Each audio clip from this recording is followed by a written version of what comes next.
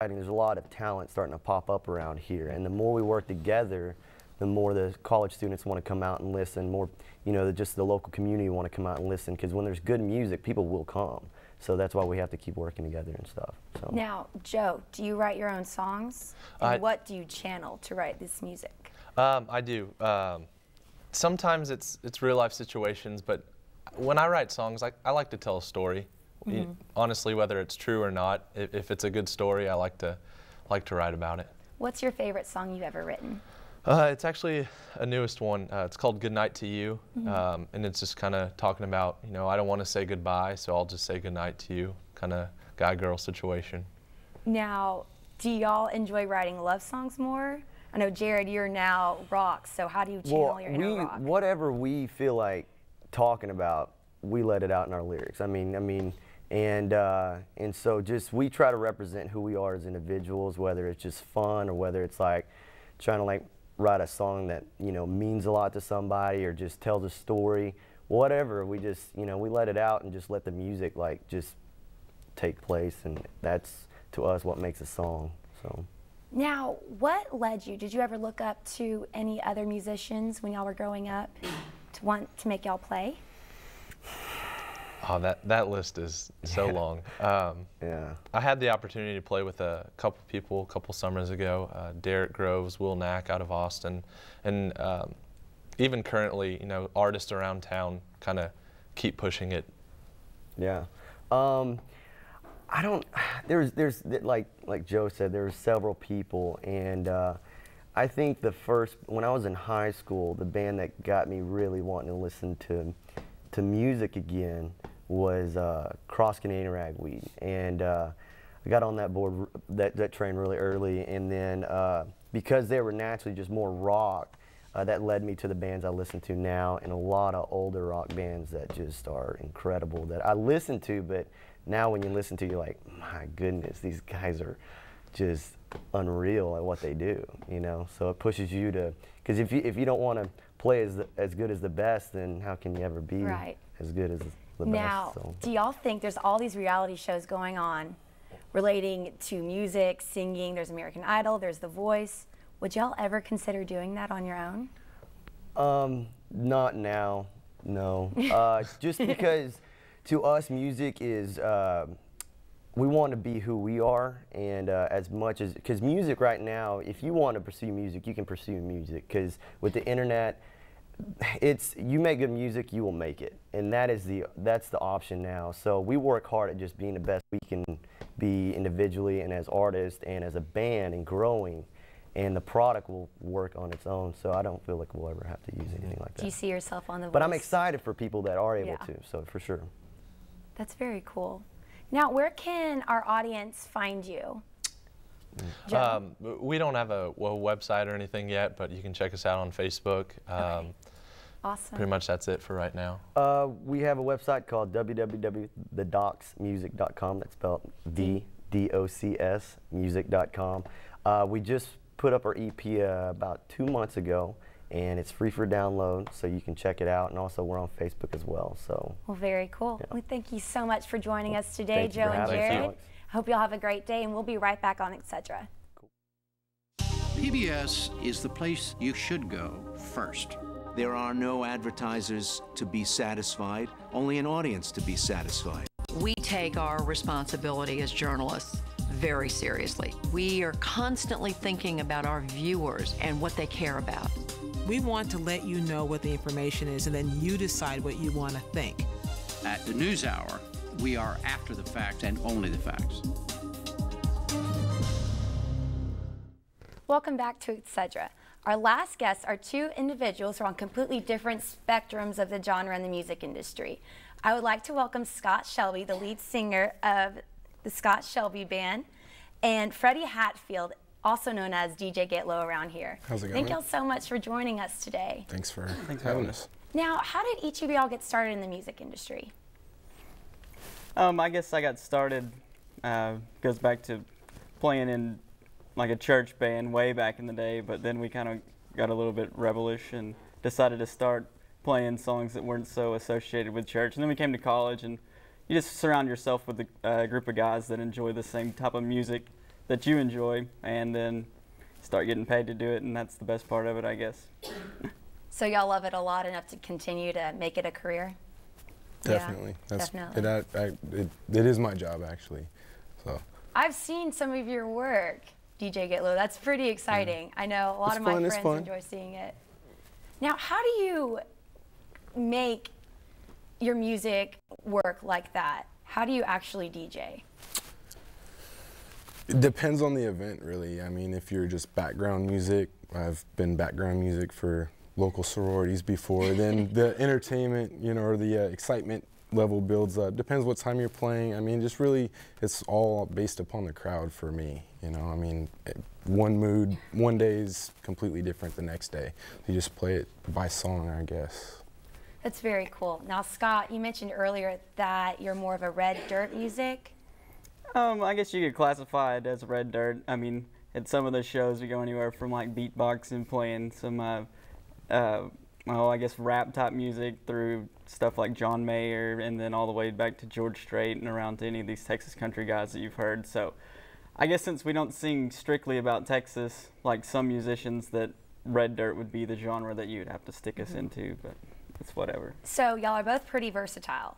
Is there a specific genre that y'all enjoy playing the most, or you like mixing to the most? Whatever makes the crowd happy, I guess. I mean, personally, my personal driving music or around the house music, I hardly ever play out at gigs. Try to keep that to where it's not. Some songs can get worn out way too quick. Everyone knows that. And I don't like my personal music that I like, you know, my off time to, you know, so. So what has been y'all's favorite event that y'all have played around in the Brazos Valley? I played at West Fest with Gary P. Nunn and Josh Abbott, and there were just a ton of people there. And both of those guys are really great to work with. And I don't know, that was one of my more enjoyable events around the Brazos Valley for sure. Mm-hmm. And what about you, Freddie? There's so many. There's so many. There's so many. Every year there's something that kind of takes the cake for the prior year. Mm-hmm. There's so many concerts I've gotten to open for like really amazing artists. That's always cool, getting to meet them. Like I said, there's a lot. I like them all. Who's your favorite artist that you've opened for? On what likings? Like I judge differently. On anything. I would like probably say Coolio or Vanilla Ice, I would say. That's pretty cool. Classics, but they're still around. Yeah, exactly. That's very cool. And you mentioned that you opened for the Josh Abbott band? Yeah, one of my buddies actually grew up with Josh Abbott, graduated from the same high school, so we get to work together pretty often. But yeah, Josh is a nice guy. That's very exciting. He's what you would call Texas country. They sing about Texas, so. I enjoy listening to him as well. In fact, I listen to every genre of music, and so I think what y'all do is awesome. And do y'all have to study anything before y'all go to an event? I'm in vet school, so I study quite a bit before every event. But yeah, I mean, it's a job. Whenever you're getting paid to do something, that's your job. So there's a certain amount of active that you get to do at a concert, but for the most part, people are coming to hear you pour out your soul or whatever, come to hear the covers that you're known for covering or whatever your job is that day. So if you're getting paid for it, you should probably prepare for it. Do some background. Now, how did you get into becoming a DJ? Way back in the day. No. In, I guess, junior high, everyone knew that I had like a very loud home stereo system, and I just kind of pieced it together, yard sale, pawn shop, and one day someone's like, bring it to the party, and it's been on since then, really. I DJ'd my junior and senior year prom, so I had to save money on a tux and got paid to go. I'm not much of a dancer, so I really wasn't complaining. So you just stick behind? But it's kind of gradually, you know, going bigger each year, and yeah, so yeah. Now, how do you practice your skills compared to how you would practice in a band? Music research, you know, is a big factor in playing, whether it be new music that's, you know, up and coming, which is real hard to get by around here. Like, if it's not on the radio, it's hard to make it liked. So you just a perfect blend of figuring out what to play, when to play it, and trying different mixes and stuff like that, see what works and what doesn't. Yeah, I mean, sometimes you get it, sometimes you don't. Now, would y'all ever consider switching roles? Like, do you think you could DJ, Scott? I've DJ'd some weddings and stuff, really? but I'm no like big production guy. I mean, I play songs that the people want to hear because I have a sound system, and I can kind of pimp my sound system out to other events or whatnot, but I don't have a certain talent for mixing anything or putting together. I just play the songs that some little kid would come up and say, hey, play this song, or they wanted to dance to this song, so. Now, Freddie, can you play any other instruments? Yes, I played drums from 4th grade to my senior year in high school, so that's kind of the beat thing, I think, what really made me want to progress in DJing. I was, I think, played the trombone for 6 months in younger, but drums is about all I stick with in the musical world. So who are y'all's musical influences? I really, my influence these days is people that you can watch and you really know that they're pouring their all into their performances. Like John Mayer with his 3-piece band. I guess he's the only one I can think of off the top of my head, but just people who are really enjoyable to watch, whether it's their full band or just them sitting there with a guitar, and just feel like that music moves you instead of, you know, some people produce albums just to hear themselves talk, but if you have something to say that's worth hearing, those are the type of musicians that I like. What about you? What inspired you? It's kind of different as a musician versus DJ. Right.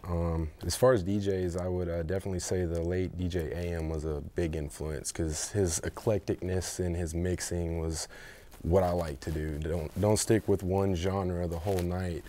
Like, dabble with stuff that, you know, the crowd had not even been born yet when it was played. Jackson 5, you know, some old disco stuff, but then follow it up with something current as well. And he was one of the only DJs that really did it the way that I liked it. And so he would definitely be a huge influence, I would say. Do y'all see yourselves doing this in the future? I hope so. Could you see yourself going to, like, the American Music Awards, Freddie, or would you think you would be playing there? Anything's possible. I mean, more for a actual musician than a DJ, you know. But speaking of AM again, he got to perform at one of the MTV Music Awards one year. So, I mean, sky's the limit. You know, just keep playing it. And that's very exciting. Where can our audience find y'all? You can find us like on our website or on Facebook or whatnot. But around town, just about any bar that's on the strip there at Northgate or Harry's or the Hall, at one time or another we've either played there or have something planned there for the future. So just local listings is the easiest way to find us around the Brazos Valley. Well, we want to thank y'all so much for coming on today.